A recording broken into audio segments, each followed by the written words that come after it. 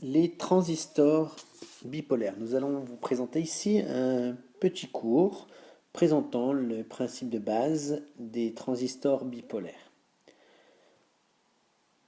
Voici la notation utilisée. Donc un transistor est un semi-conducteur qui comporte trois bornes. Donc une base,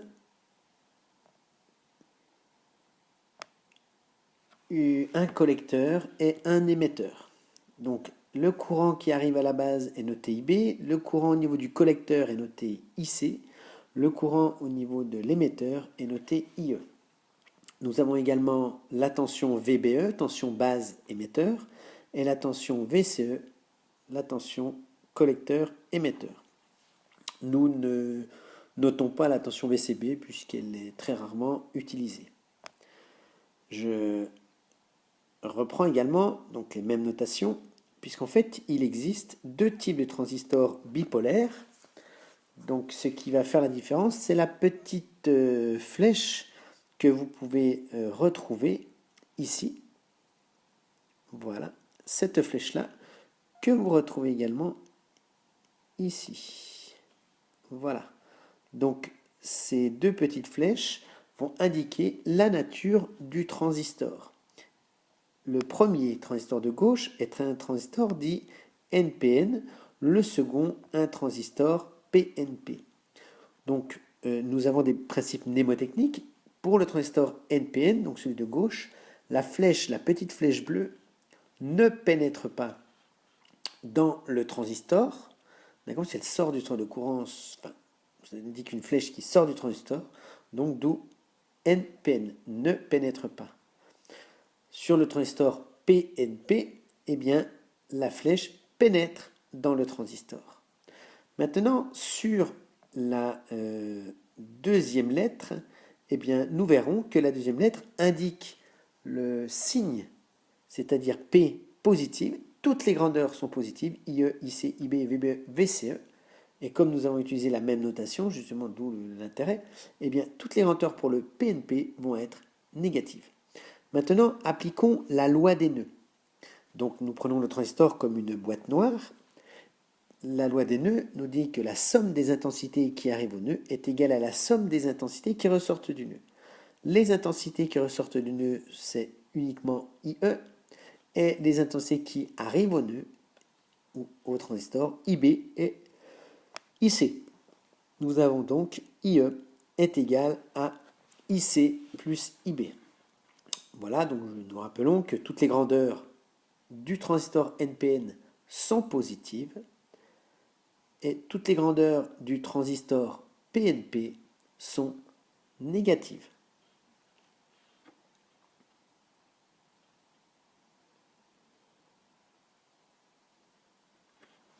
Voilà.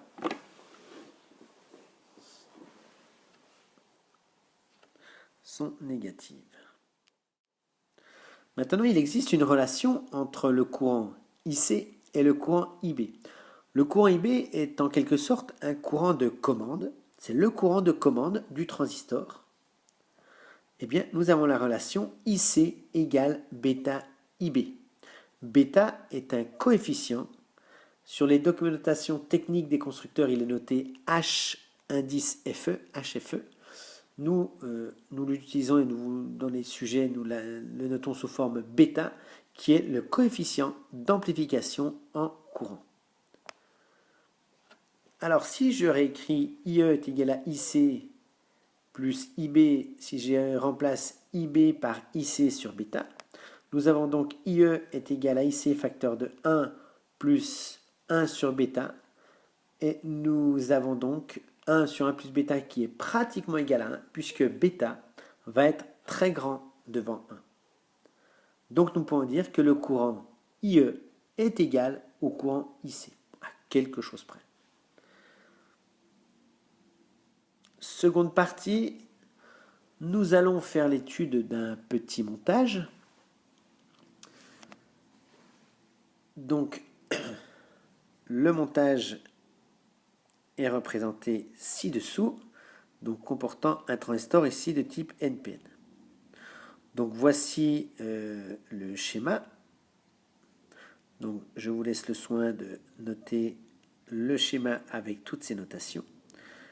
Les grandeurs, donc RC, résistance RC 200 ohms, RB, une résistance de 1 kΩ ou 2 ohms, VCC est une tension de 15 volts, VBE SAT, enfin VBE est égal pardon, à 0,8 volts, VCE SAT est égal à 0,2 volts, et nous pourrions avoir un VE égal par exemple à 5 volts, ici je ne le précise pas.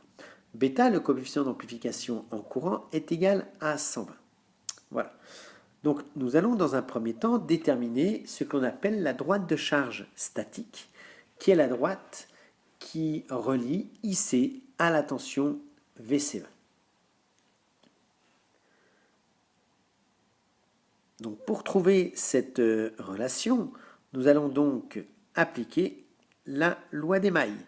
Donc la loi des mailles, ici vous avez deux mailles possibles à utiliser.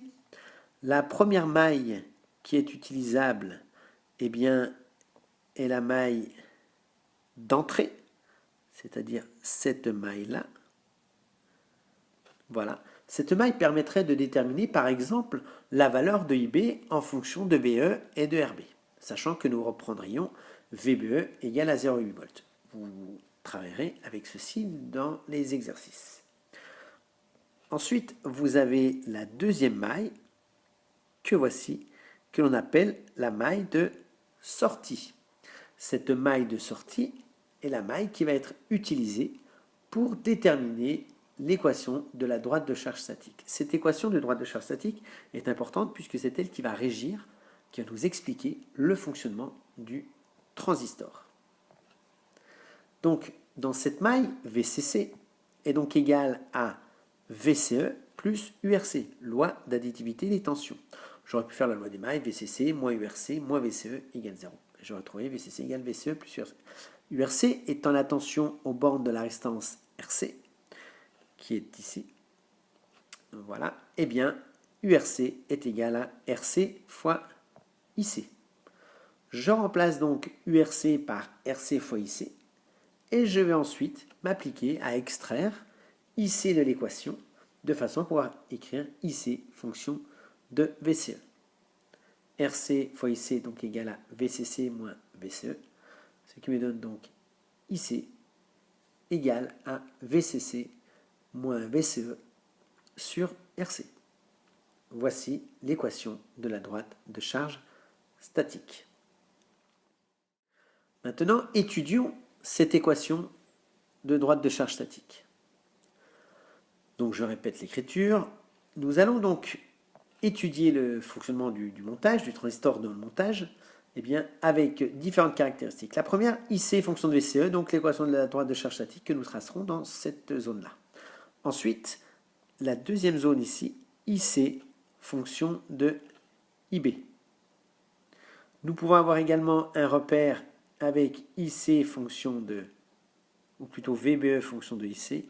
Ici, nous ne l'utiliserons pas, mais nous aurons quelques exercices, enfin un exercice avec, pour utiliser ce repère-là. Donc, si le transistor IC, si le courant IC est égal à 0, le courant IC égal à 0 veut dire donc que le transistor est bloqué. Dans ce cas-là, d'après la droite de charge statique, eh bien, nous avons VCE est égal à VCC. Donc le transistor est bloqué, il est équivalent à un interrupteur ouvert. IC valant 0, si IC égale bêta IB, cela veut nous dire que IB est égal à 0. Donc, voilà, donc c'est le point A qui est ici. Nous sommes donc dans le premier repère, c'est-à-dire dans ce repère-là, dans le repère donc de la caractéristique de sortie, c'est la droite de charge, nous avons donc le point A. Dans la caractéristique, le repère qui correspond à la maille d'entrée, eh bien, nous avons le point qui se situe ici. Voilà, au centre du repère. C'est également le point A, mais pour le repère ici, fonction de IB. Voilà. Donc T est bloqué. Nous pouvons également préciser que ici, nous avons donc T bloqué. Voilà. Alors maintenant, si T est saturé, c'est un deuxième fonctionnement. Donc le premier fonctionnement, transistor bloqué. Le deuxième fonctionnement du transistor est le transistor saturé. Dans ce cas-là, on dit que IC est égal à IC sat, que VCE est égal à VCE sat. Mais que vaut donc IC sat? Eh bien, IC est égal à IC sat, qui est égal à VCC moins VCE sat sur RC. Donc VCE est égal à VCE sat. Nous trouvons donc le point B qui est en train de se représenter ici. Voilà. Donc c'est ce qu'on appelle le courant IC sat, le courant de saturation. C'est le point B. Comme nous avons la droite de charge statique et que ces deux points A et B appartiennent à l'équation de la droite de charge statique, eh bien tout simplement, ça nous permet de tracer cette droite que voici. Donc plus le VCE va augmenter, plus le courant IC va diminuer. Plus VCE va diminuer, plus le courant IC va augmenter.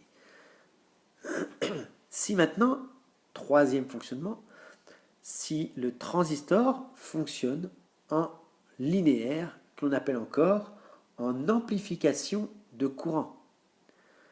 Donc en amplification de courant, cela veut nous dire que IC est égal à bêta IB. Donc voici amplification de courant. Donc ce sera notre point C, qui appartient donc à la droite de charge, qui n'est ni le point A ni le point B, mais compris entre le point A et B. Nous avons donc IC égale bêta IB sur cette zone-là. Eh bien, si nous travaillons dans le repère IC fonction de IB, eh bien, nous obtenons une droite ici qui est, attention à l'orientation des axes du repère. Eh bien, nous avons IC fonction de IB qui est une droite croissante. Voilà, la pente étant égale à bêta. Ensuite, vous pouvez observer que nous avons une zone qui ne dépasse pas IC sat. Logique, puisque nous sommes avec le transistor qui est saturé. Donc, cette zone ici, que je vais entourer, est une zone de saturation. Le transistor est donc saturé sur cette zone-là. IB est supérieur à IB sat, c'est-à-dire comme mon courant de commande IB, eh bien, je suppose que je l'augmente et il est supérieur à IB sat, hein, eh bien mon courant IC, lui, va être égal à IC sat. Le courant IC n'augmente plus puisque mon transistor est saturé. Et je vous rappelle que le courant IC sat, eh bien, est fonction de RC et de VCC. C'est-à-dire ici, si on voulait changer le courant IC sat, il faudrait changer les éléments, par exemple la résistance dans le montage.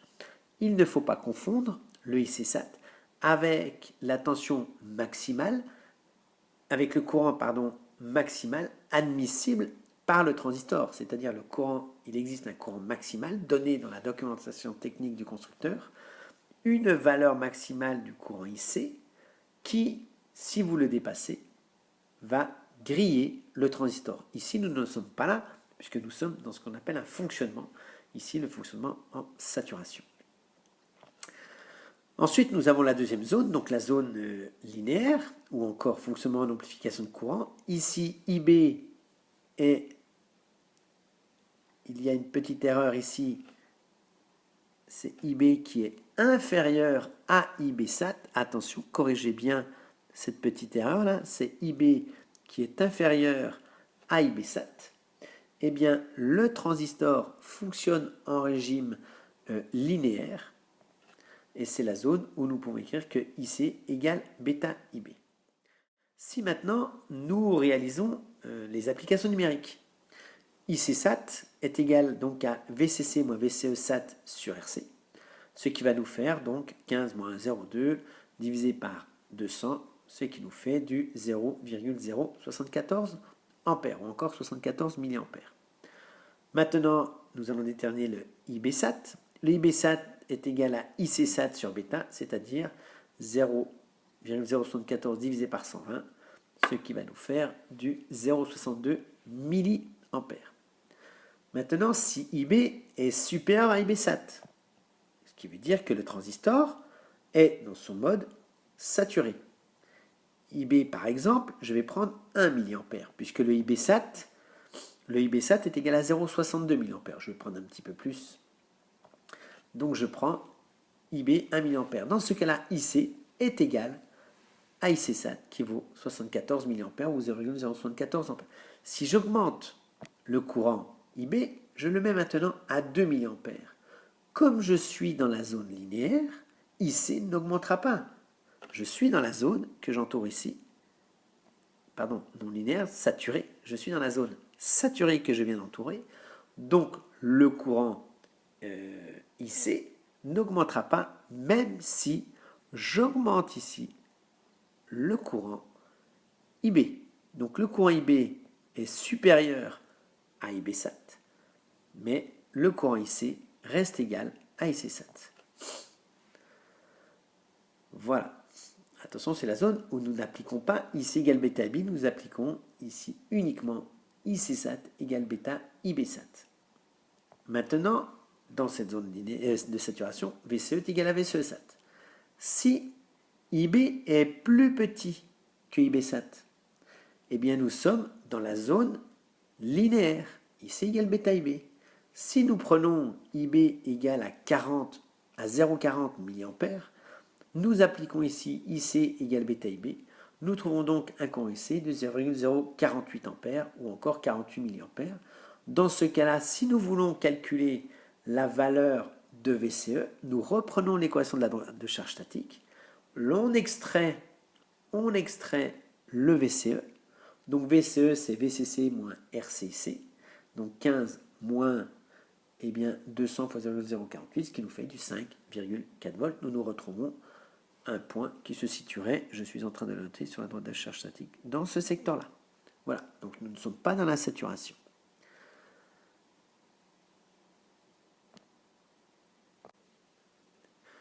Une petite remarque, le fabricant, lui, ne donne pas exactement la valeur de bêta. Il donne une plage. Il faut savoir que cette plage va donc nous dire que cette zone-là va présenter une pente plus ou moins importante, suivant la valeur de bêta.